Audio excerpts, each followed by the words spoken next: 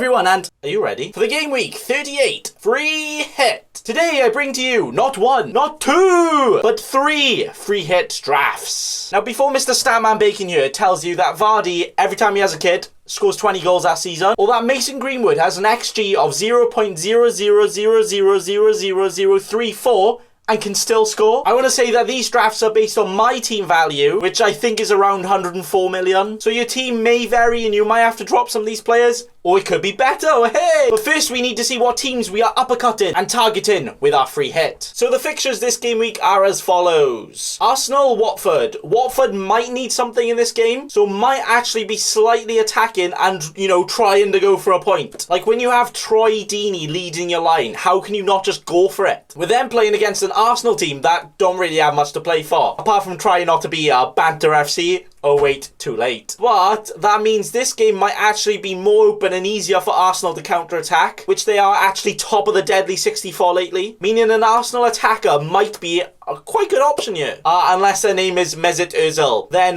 he should definitely social distance from your team. Don't pick him. Next up is Burnley Brighton. Brighton now wrapped in Cornwall and safe from relegation, and absolutely no reason to throw fists around and fight for anything. With Burnley on the other hand, still have nothing to play for, but have been on fiery hot form with a chance of taking Nick Pope to a designer shop to get himself his very first golden glove. Now, that's probably not going to motivate the team anymore, but definitely enough motivation to keep this Brighton side out who just can't score anyway. So Nick Pope or Burnley defenders could be on your shopping list here. Chelsea, Wolves. Now this could go either way. Chelsea would need a point to 100% secure Champions League next season, with Wolves possibly needing to win to 100% Europa League themselves, where both teams on the day can beat any team in the league, or lose to any team in the league at that matter. So there could be a lot of goals in this game as they're just going for it. So it could be very cagey, could be wibbly wobbly, could be wonky donkey battle here. So personally, I would kind of avoid definitely defenders in this game, but I wouldn't be surprised if an attacker just ended up getting something in a 5-0 game, so you never know. Palace, Spurs. Now, Palace have lost every single game since lockdown, apart from one against Bournemouth, but that doesn't really count. So they've lost every single game since. 7 in a row, conceding 17 goals in those 7 games, over 2 goals a game, with now even more injuries to their main defenders in Sacco and Van Aanholt, where this could be an absolute spanking for them against Spurs here. Spurs really need to win here to potentially get Europa League, and have actually been in pretty good form. Harry is ready to cane everyone. He just got caned. And he's having a new son, with the already existing son here also being a good option. Everton, Bournemouth. Now this one could actually be a spicy meatball though. Everton have been really poor, but on their day can beat Bournemouth. But Bournemouth really need a win now to get our relegation, where I feel like they are willing to swing a few fists, spark a few people out, and ready to fight to win. Where I personally think Bournemouth could actually do it. But will they be able to keep a clean sheet at the same time? Absolutely not. So it could be a very high scoring game here, with a few decent cheap options that could be worth a punt. Leicester, Man United.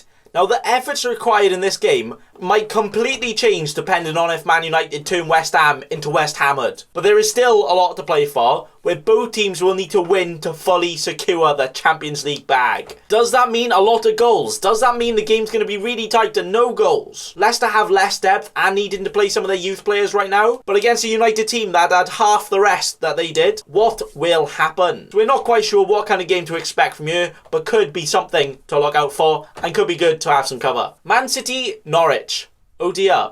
Now Man City are apparently quite good at scoring. Norwich, they're quite good at conceding. Now, we were expecting a 10-0 last time, and we all know what Pookie Party happened there. But this time will definitely be different. Pep will be licking his lips, ready to get his revenge. And David Silva's last ever game in the Premier League for Man City, his last ever home game, could actually be 10-0. Like, Pep's bald head is going to be super shiny and ready for this game. But I actually think we will see a big boy score here. So get those Man City players in now. Newcastle, Liverpool. Now, Newcastle are not good, and Liverpool are good sometimes, but both have nothing to play for. But I feel like Liverpool will want to end this season in very sexy fashion and show everyone they are the champions. And Salah could potentially still get that golden boot Probably not, but you never know what happens. Southampton, Sheffield United. Apart from this game being entertaining, I don't think there's much to see here. Both teams not really playing for much. Both teams defensively sound. And the only players here we care about is Lundstrom, who's probably not going to start, and Daddy Ings, who's going to miss another penalty. Yeah, probably not, but I don't know. Finishing with West Ham Villa. Villa getting a win against Arsenal, so this one is going to be a big boy game here. They are not ready to get slam dunked back into the Championship and ready to fight one more time. But will it be big man Mikel Antonio to have something to say about that? With West Ham actually looking pretty good. Or will they not look good that they don't have anything to play for and they're actually safe? Or could Villa actually win 7-0 and go above West Ham? Why not? And that is the game. So obviously you can still have players from another team, you know, if you fancy it. But I definitely think you should have at least one Arsenal, Spurs, Man City and Liverpool attacker in there for all the goals that will always happen, as it always does on the last game of the season. So now on to 3 sexy free hit drafts I have for you, attacking the game week from different angles. So the 3 drafts I have for you today are all-out attack, differential, and finally a balanced and safe option. Now, before I actually show you the drafts, I want to say what approach you kind of go for is kind of determined by what your aim is. Like, are you using that free hit to get you more points than normally would to race up those ranks? Are you trying to have one last really aggressive attempt of getting up all of those ranks? Or have you just still got the chip and you just fancy having some fun this week? And by fun, I mean breaking the FPL point record, 250 points, easy. So first we have the all-out attack team. This team focuses on the fact that the last game of the season usually brings all of the goals,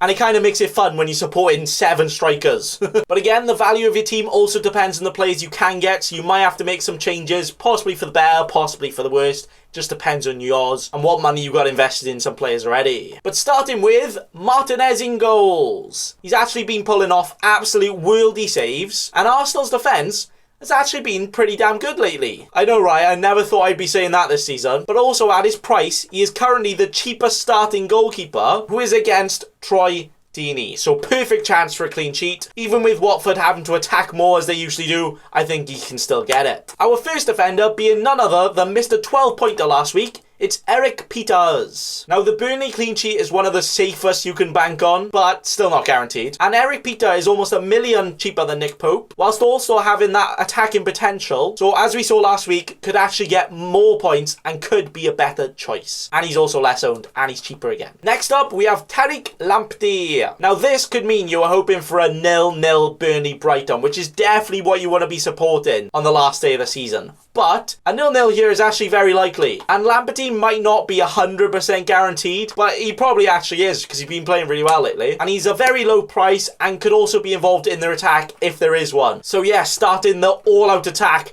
with 2 full-backs you want to end in a 0-0.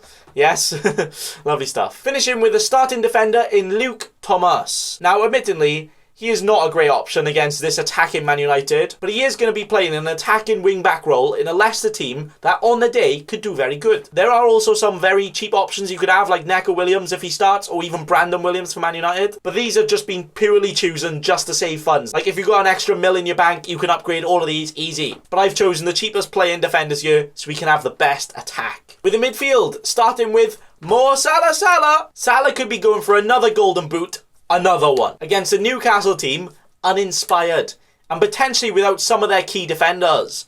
Also lacking depth anyway, so the ones that are fit might not be fit enough to keep out Salah for the entire game. Where I think you will want to end the season with a proper bang, and if he's good enough for a captain shout for most people, then he's definitely good enough to put into your team. And my first all-out attacker. Next up, and right next to him, is the MVP, player of the season for most. 11 goals and 22 FPL assists. It's the sexy ginger lad, Kevin De Bruyne. Well, if you've got the cash, then the informed Sterling is probably a much better option. You could probably mix this around a bit. But the Norwich Man City game is going to be the one that everyone's targeting. And what better way to lead the line with their top point scorer, Kevin De Bruyne, who is also looking to beat that assist record. And with Man City not in the FA Cup, surely he's going to start with those two combined, yeah? Yes, Pep? Pep would never do this to us, right? With next to him being Anthony Martial. Bruno is the higher owned Man United player, but also the highest priced right now. But even though Bruno Fernandes has had a lot of FPL returns from penalties, should you really choose him over their striker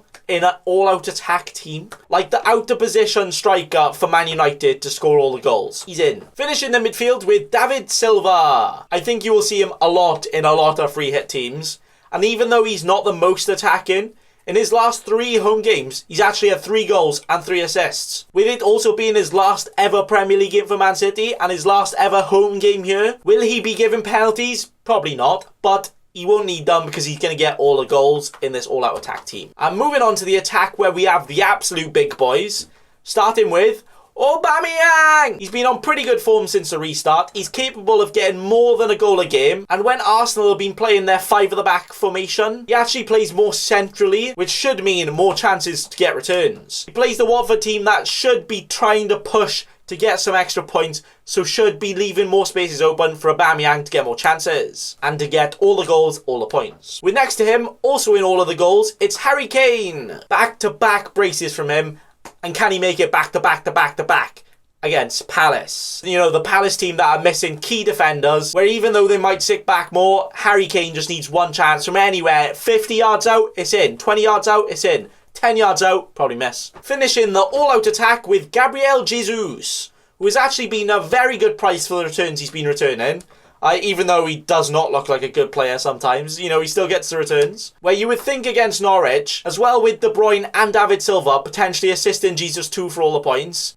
Even though he didn't look good against Watford, you should expect him to get some points if he starts. Pep, maybe? I don't know. But that is the all-out attack team. You would imagine, with a team consisting of Arsenal, Liverpool, Spurs, Man City and Man United's main goal scorers, you can see quite a few goals coming in here. And I wouldn't even be surprised if like all of these forwards got at least 1 return each. It could happen. Now, if you can afford this and maybe you want more United over City for the Manchesters, you could maybe drop De Bruyne to like Bruno or even Jesus to Rashford. So plenty of options to work with here. But this team, the all-out attack team, could be very fun to watch as you watch all the goals coming in all at once. Moving on to the next team, with this one being the Differential team. The team looking at players that are low-owned and more low-owned in the higher ranks too. So if it goes your way and if you get lucky, then you could climb up a lot of rank and it could be very risky, but if it pays off, it pays off. Starting goals is Martinez. Even though he's one of the cheapest starting keepers,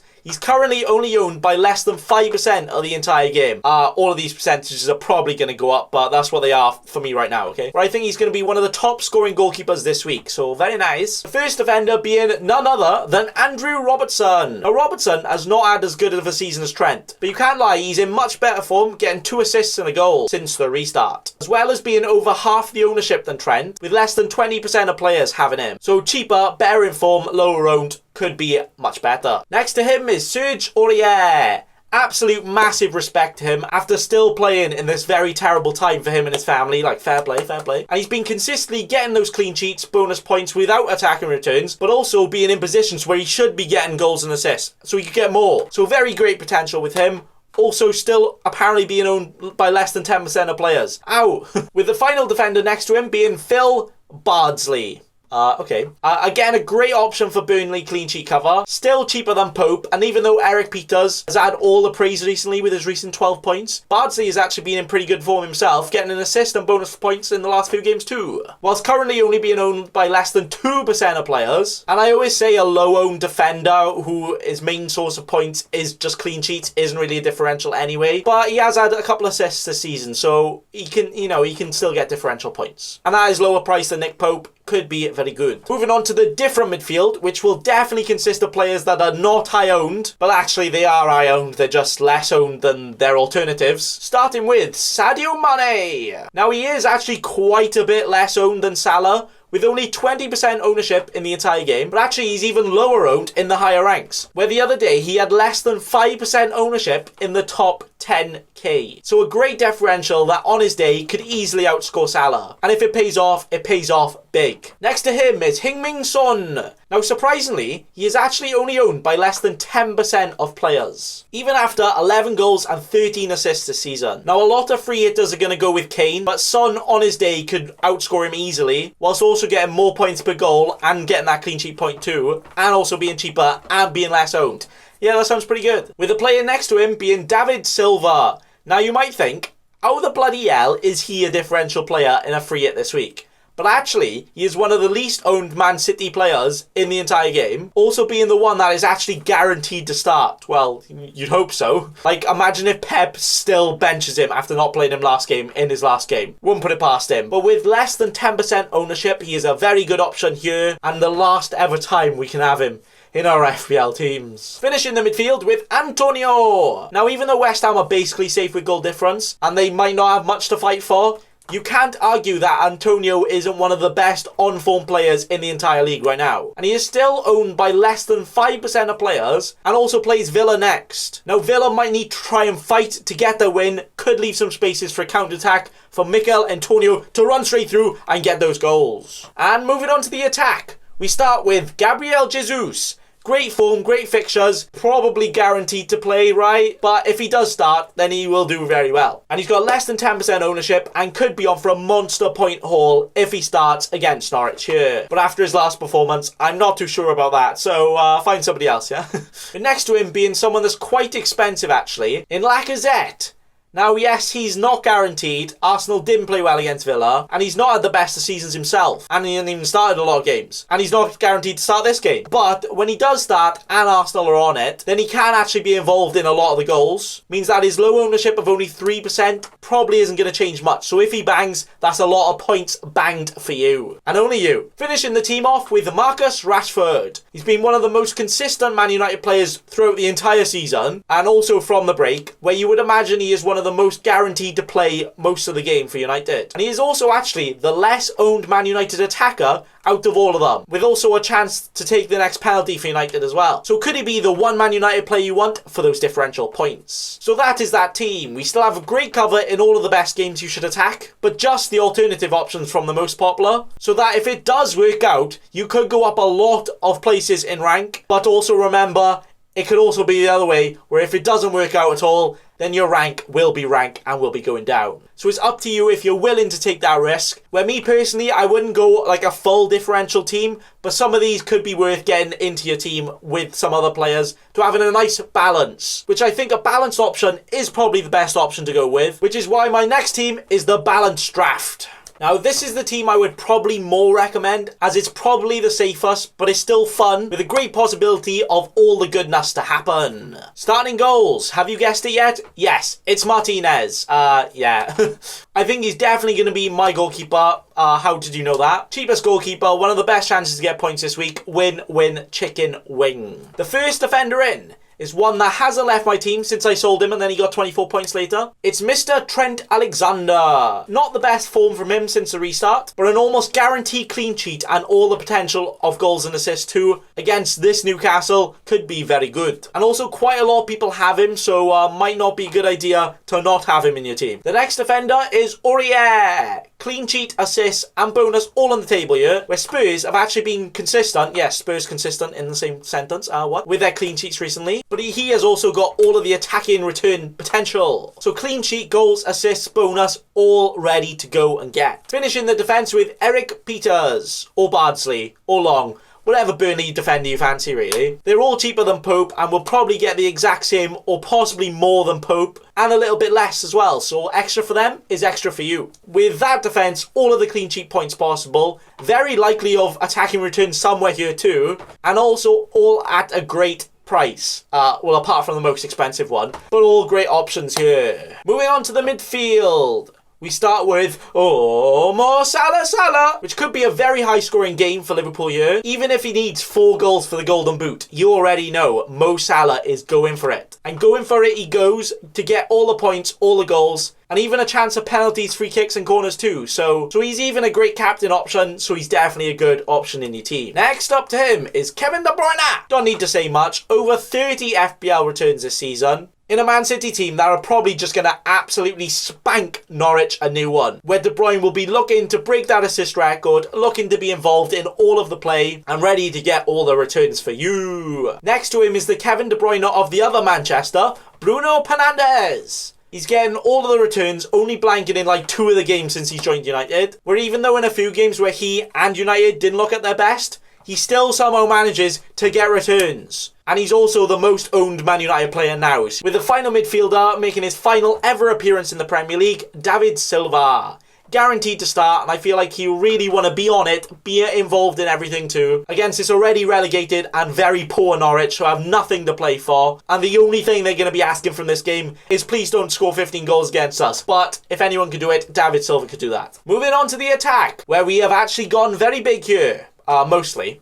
Starting with Aubameyang. He's been in great form, can always score a couple of goals, but against Watford, who could possibly more attacking and more open that they need to go out and get some points, it could leave this game open and more chances for Aubameyang. But it is also possible that Arsenal want to rest some players ready for the FA Cup final, so he might not be guaranteed, but if he is, guaranteed goals easily. With then the next goal scorer next to him being Harry Kane. Palace being really poor and Kane being really not poor. Back-to-back braces, he's in form, and when he's in form, he stays in form until he's out of form. But right now, he's in form. So another 2 goals at least incoming for him. With the team finishing with Mason Greenwood, who I actually think could be quite a differential starter this week, where we've already seen he can score a couple of goals in a game, but he actually sits on most people's benches, so won't be starting for a lot of people. So that is the balanced team I have for you today. We have the very popular own players in Salah, De Bruyne, Bruno and Trent, and then we also have the players that could do very well this week in Aubameyang, Kane and David Silva. And with most of these players, a lot of people that aren't using their free hit probably don't have a high combination of these players. They only have a couple of them. So it gives you that edge over people that don't have their free hit chip. 2 Man City players, 2 Man United players, 2 Spurs players, 2 Liverpool players, 2 Arsenal players, and a Burnley clean sheet guaranteed in there, all for a very nice balanced team. And I think that's one of the most important things with your free hit, is to gain an advantage over other people that aren't using their free hit. Otherwise, you might as well not use it, innit? Like, it might not be the most fancy looking team, not crazy at all, but I think it's a really balanced team, which has potential of doing really well, and probably should increase your rank, but also on a very bad day with hardly any returns, it still shouldn't do too bad with the high ownership of all of them. But that is all I have for you today. Let me know what one of these drafts you actually prefer. You know what, I probably will tweak all of them and decide my final one. I will have a preview video coming soon, and then I'll have my final free hit draft video for you. And that is all. I'm out of breath, and I probably shouldn't shout as much, but that is all. Thanks for watching, and remember... Don't be a cheeky scrub. Subscribe to Nathan Bacon right now.